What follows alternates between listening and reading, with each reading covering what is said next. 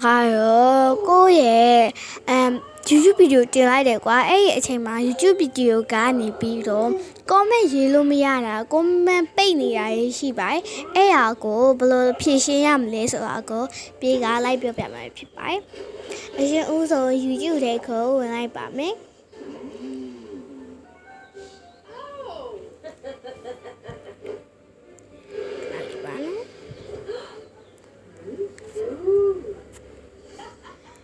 ဟုတ်ကဲ့ပါ YouTube ထဲဝင်သွားပြီဆိုရင်တော့ကိုရီးကကြတော့ Play Store YouTube Story ထဲမတင်တော့ဘဲနဲ့ခါရီဗီဒီယိုကတော်တော်ရှည်တာဆိုတော့ဒီအောက်ကဒီအပေါင်းလေးနဲ့ပဲတစ်ခါလေးတင်လိုက်တော့မယ်ပေါ့နော်အဲ့ဒီထဲဝင်လိုက်ပါမယ်ဝင်ပြီးတော့လို့ရှိရင်ကိုတင်မဲ့ဗီဒီယိုတစ်ပုဒ်ကိုရွေးချယ်လိုက်ပါ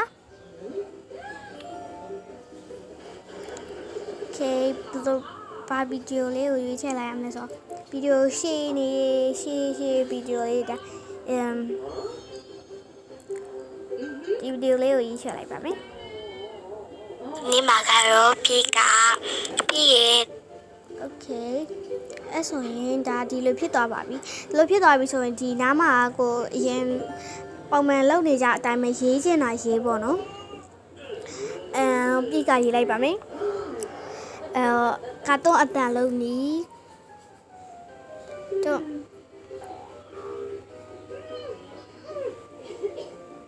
အတန်ကတော့အတန်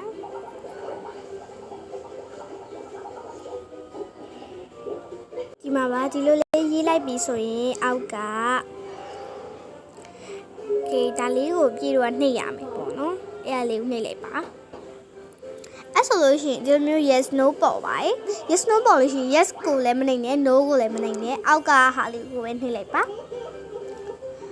okay အဲ့ဆိုရင်သူကတင်နေပြီပေါ့နော်ဒီမှာ YouTube ဗီဒီယိုတွေကတင်နေပါပြီ okay ပါအဲ့လိုဆိုလို့ရှိရင် comment ကအကုန်လုံးကြည့်ရပါတယ်နော်ပြေခါပြေလုံးနေကြလက်လေးချင်းကြီးလဲလက်လေးချင်းငယ်လေးပေါ့နော်လက်ကိုတွဲတွဲလေးဖြစ်သွားလို့ဒီမှာဆို comment လေးရေးလို့ရပါတယ်နော်ဒီကိုလိုက်ပြပေးပါမယ်လိုက်ကြည့်ပေးကြပါနော်အဲ့အလေးကတကယ်ဟုတ်ကဲ့ပါဒီနေ့ကတော့ဒါလေးလာပြောရရဲဖြစ်ပါတယ်